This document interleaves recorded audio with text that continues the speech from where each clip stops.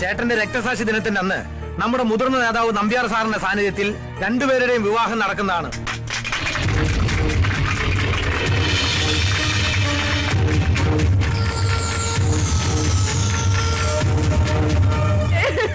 ഇനി ഞാൻ എങ്ങനെ ആൾക്കാരുടെ മുഖത്ത് നോക്കും?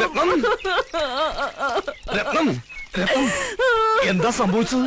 ഇനി എന്താ സംഭവിക്കാനുള്ളത്? എന്റെ മാനം കളഞ്ഞില്ലേ നിങ്ങളുടെ കാള?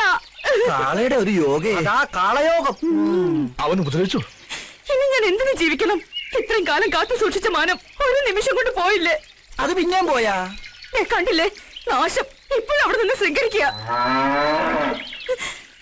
അമ്പട കള്ള കാര്യം ഒപ്പിച്ചല്ലേ? ഭാഗ്യവാൻ. അടുത്ത ജന്മമെങ്കിലും നീയായിട്ട് പിറന്നാ മതിയായിരുന്നു.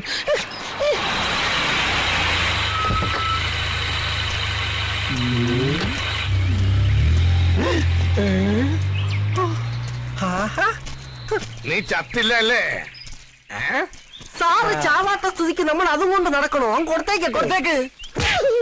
എന്ത് നേരത്തെ നീ എനിക്ക് തന്നില്ലേ? അതാ ഇവന് കൊടുത്തതാ. പണ്ടേ ഇങ്ങനെ വാങ്ങിച്ചാ തിരിച്ചു കൊടുക്കത്തില്ല. വൃത്തികെട്ടവൻ. എന്താ ഇത്? ഞാനിപ്പൊ തിരിച്ചു കൊടുത്തു തുടങ്ങി. അവൻ ഇത്ര പെട്ടെന്ന് നന്നായ? രക്തസാക്ഷി ദിനത്തിന് 2 ആഴ്ച പോലും ബാക്കിയില്ല. കലാകായിക മത്സരങ്ങളിൽ നമ്മുടെ എല്ലാ ക്ലബ്ബുകാരെയും സജീവമായി പങ്കെടുപ്പിച്ചിരിക്കണം. അതിനുള്ള പ്രവർത്തനങ്ങൾ ഞങ്ങൾ ഇപ്പോഴേ തുടങ്ങി കഴിഞ്ഞു. എല്ലാ വർഷത്തെയും പോലെ അല്ല, അറിയാലോ. ഇത്തവണ മോളുടെ കല്യാണം വന്നു തന്നെ. ശരി, അപ്പൊ അങ്ങനെ ശരി. കാലത്തെ മുതൽ ചൊറണാൻ തുടങ്ങിയതാണല്ലോ എന്ന് പറഞ്ഞ ഇതിപ്പോ ചില്ലറപ്പെട്ട പണിയാണ്. ഹരീന്ദ്രൻ അകത്തുണ്ട്.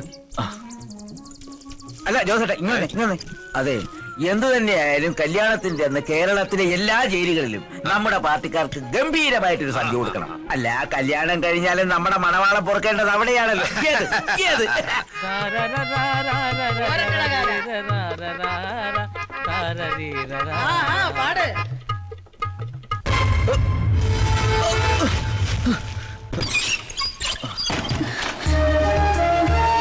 എല്ലാം അറിഞ്ഞല്ലോ. അറിഞ്ഞു. നിന്നെ കാണാൻ തന്നെയാണ് ഞാൻ വന്നത്. എനിക്ക് വേണ്ടി മരിക്കാനല്ലാതെ ഈ നാട്ടിൽ നിങ്ങൾക്ക് ജീവിക്കാൻ പറ്റില്ല. എന്നിൽ നിനക്ക് വിശ്വാസമുണ്ടോ? എന്നേക്കാൾ. എങ്കിൽ ഞാൻ പറയുന്നത് നീ കേൾക്കണം. എടുത്തുചാട്ടമല്ല, ആത്മനിയന്ത്രണമാണ് ഇപ്പൊ നമുക്ക് ആവശ്യം. വിവാഹത്തിന് ഇനിയും ദിവസമുണ്ടല്ലോ. എന്തെങ്കിലും ഒരു മാർഗം ദൈവം നമുക്ക് തുറന്നു തരും. അതുവരെ നമ്മൾ തമ്മിൽ ഒരടുപ്പവും പാടില്ല. അറിയാലോ, മഷിയിട്ട് നോക്കുന്ന പരിവാരങ്ങളാ ചുറ്റും. വാക്കുകൊണ്ടല്ല, വാളുകൊണ്ടേ അവർക്ക് സംസാരിക്കാൻ അറിയൂ. അതുകൊണ്ട് ഒരു സംശയത്തിനും നമ്മൾ ഇടവരുത്തരുത്. നോക്ക്, ഒന്നും സംഭവിക്കാത്ത മട്ടിൽ വളരെ സന്തോഷത്തോടെ വേണം ഇനി നിന്നെ കാണാൻ. അയ്യോ അച്ഛമ്മ,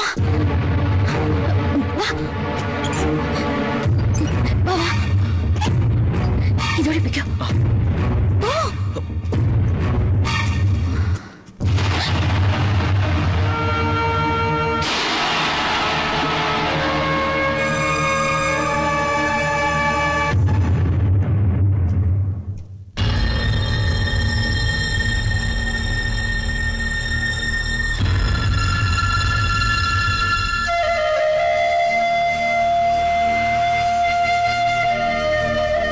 മരണം പോലും ഇവിടെ ഒരു ആഘോഷമാ.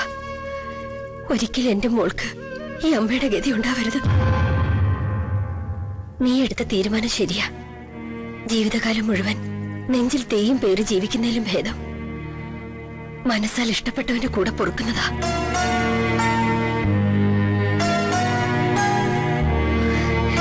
മതി, ഈ വീട്ടിൽ എന്റെ അമ്മയെങ്കിലും ഉണ്ടല്ലോ എന്നെ അറിയാനും അനുഗ്രഹിക്കാനും. എനിക്കത് മാത്രം മതി. വിപ്ലവത്തിൽ തന്റെ അത്രയും അറിവും അനുഭവമില്ലെങ്കിലും താൻ വിശ്വസിക്കുന്ന അതേ പ്രസ്ഥാനത്തെ നെഞ്ചിൽ കൊണ്ടു നടക്കുന്നവൻ തന്നെയാണ് ഈ ഞാനും. സ്വന്തം കുടുംബ ബന്ധങ്ങൾ കണ്ടറിയുന്നവന് മാത്രമേ ഒരു നല്ല ജനനേതാവാകാൻ കഴിയൂ. ഏയ് വേണ്ട. ഇല്ല, കേൾക്കണം. അറിയോ, നാട്ടുകാരുടെ മുന്നിൽ ഇപ്പോ അനന്തൻ പോലീസ് ഒരു കോമാളിയാ. ആ വേഷം എന്റെ അച്ഛൻ സ്വയം കെട്ടിയതാ. എനിക്ക് തിരിച്ചറിവുണ്ടായപ്പോ ഞാൻ തിരഞ്ഞെടുത്ത വഴി നടക്കാൻ എന്നെ അനുവദിച്ചില്ല. അതിന്റെ ആഫ്റ്റർ എഫക്റ്റാ എന്റെ അമ്മയുടെ മരണം പോലും. Never look back. ഒരിക്കലും തിരിഞ്ഞു നോക്കരുത്. തിരനോട്ടമാണ് സഖാക്കളുടേത്. ഇപ്പോഴെന്നല്ല, എല്ലായ്പ്പോഴും. കമ്മിറ്റ്മെന്റ്സിനും സെന്റിമെന്റ്സിനും അവിടെ സ്ഥാനമില്ല.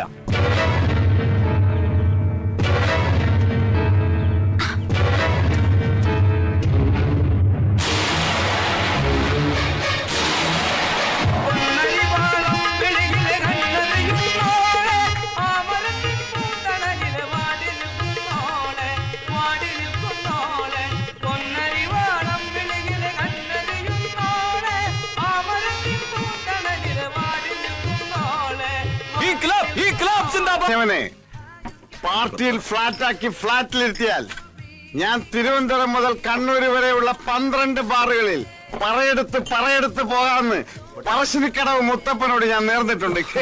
ശരി, ഇതിന്റെ ആളാ. നീ എണ്ണിക്കോ, എത്ര ബാറായി? 12 ഇനി അടിച്ചടിച്ച് ഈ പൈസ തീർക്കല്ലേ സാറേ? എനിക്ക് ഫുൾ ടാങ്ക് പെട്രോടിച്ച തിരുവനന്തപുരം വരെ എത്താനുള്ള. താൻ പേടിക്കണ്ടോ, തന്റെ കാശ് അവൻ സെറ്റിൽ ചെയ്തോ. ആര്? ആ സ്ഥലം MLA കോറത്തിൽ കഴിച്ചത് ഒറിജിനലാണോ എന്നൊരു സംശയം. ശരീരം റിജക്ട് ചെയ്യും. ഞാൻ ഒരു 1.5 കളഞ്ഞിട്ട് വരാം. നീ ഒരു അരയടി ഒന്ന് പൊതിഞ്ഞെടുത്തു. മൊബൈൽ അടിക്കണ്ട. ഒന്നടി.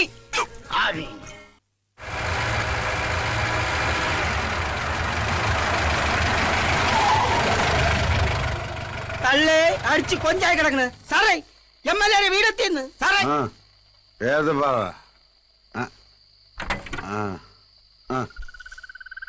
തള്ളേ മുണ്ടില്ല. നീ മുണ്ടരുത്.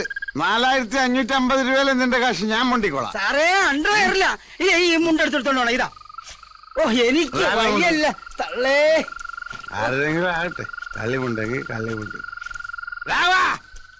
ആരാ നിരാഹാരം കിടക്കണത്? ഓ, കണ്ണൂർ സെക്രട്ടേറിയറ്റ് ആയിരിക്കും. ഓ, ചത്തുപോയാ? ആ, കണ്ണൂർ ആ സ്ഥലം ആരെങ്കിലും കൊന്നതായിരിക്കും. തൊടാൻ നിക്കണ്ട, പിന്നെ CBI വരും. ആരാ മുണ്ടേ കയറി പിടിച്ചത്? നീ നമ്മുടെ പാർട്ടിക്കാരനാ. അതാ മുണ്ടേ പിടിച്ചത്. ഞാൻ തിരുവനന്തപുരത്ത് നിന്ന് വന്നിരിക്കുകയാണ്, സെക്രട്ടേറിയറ്റ് ഓണർ. ഗസ്റ്റാ. രാഘവനോട് പോയി എന്തോ രാഘവനെ വിളിയടാ.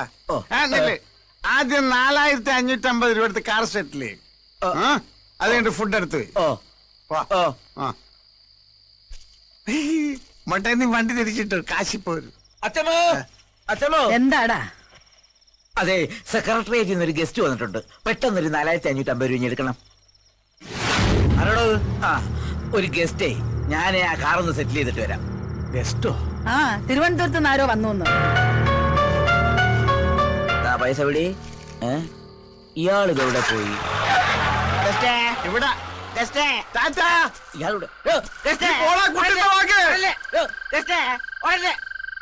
എവിടെയാ ഗസ്റ്റ്? കാറ് സെറ്റിൽ ചെയ്തു. പക്ഷെ അയാൾ മതിൽ ചാടിയപ്പോ കളഞ്ഞ്. എത്ര രൂപ കൊടുത്തു? 9500 നോട്ട്. സെക്രട്ടറിയായിട്ടില്ല ഗസ്റ്റ്. തട്ടപ്പാതിരിക്ക് വന്ന ഏതെങ്കിലും കള്ളനായിരിക്കും പറ്റിച്ചിട്ട് പോയത്. നടപ്പും ബാബുവും കണ്ട ക്യാപ്റ്റൻ രാജൻ അനിയനാണെന്ന ധാരണ. നാളെ രാവിലെ കാശ് ഇവിടെ കിട്ടിയിരിക്കണം. കതറിട്ട ഗോസ്റ്റേ, നീ എവിടെയായിരുന്നാലും നിന്നെ ഞാൻ പൊക്കിയിരിക്കും. ഇവനെ എവിടെ പോയി തപ്പാണ്? അങ്കിൾ, ഈ ഗൗതമൻ എന്ന് പറഞ്ഞൊരു എന്താ?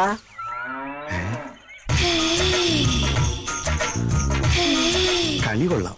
അല്ല സാറേ, എന്താ ചോദിച്ചേ? എപ്പോ ചോദിച്ചു? തോളത്തിന് മമ്മട്ടി വെച്ച മമ്മൂട്ടിയാണെന്ന് വേണം. ഓ, കാലത്തെ ഡൈ ചെയ്ത് ഇറങ്ങിയിരിക്കുക പെമ്പിള്ളേരെ വളക്കാൻ. ഓരോ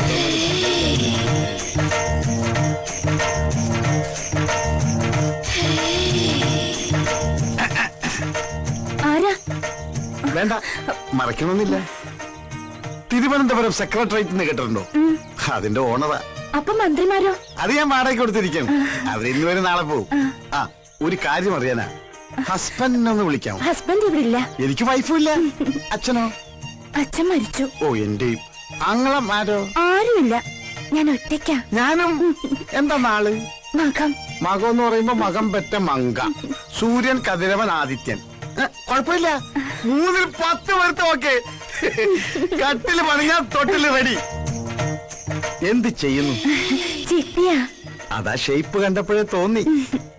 എന്റെ ചിട്ടി ചേരുവോ? അതാ ജോലിയെങ്കിൽ ഒന്ന് പിടിച്ചേ പോവൂ. എന്താ പേര്? രത്നം. ഞാൻ രത്നമാന്ന് വിളിക്കൂ. പേര് തന്നെ 10 മാറ്റ്.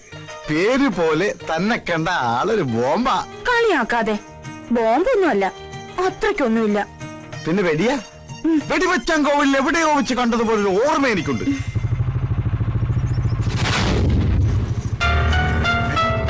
ഇതവൻ തന്നെ.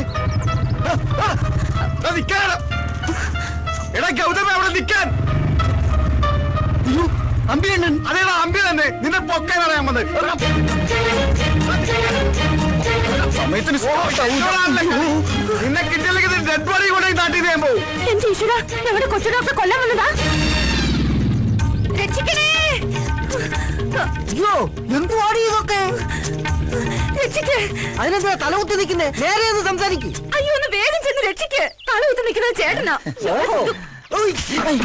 എന്താ രത്നം, എന്ത് പറ്റി? നമ്മുടെ കൊച്ചു ഡോക്ടർ കൊല്ലാൻ കതിരിട്ട ഒരാൾ വന്നിരിക്കുന്നു. ആളവിടെ പോയി. ആള് കണ്ട് ഡോക്ടർ ഓടി. കൊല്ലാനായിട്ട് കുറെ അയാളും പോയിട്ടുണ്ട്. പ്രഭുദേവ വാടാ. ആ തോർത്തെടുത്ത് മാനം മറയ്ക്ക്. അയാൾ പേടിക്കും.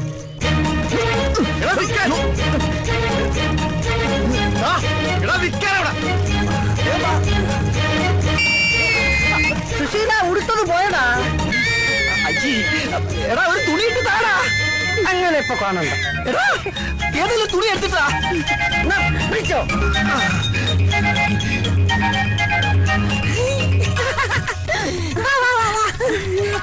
എന്താ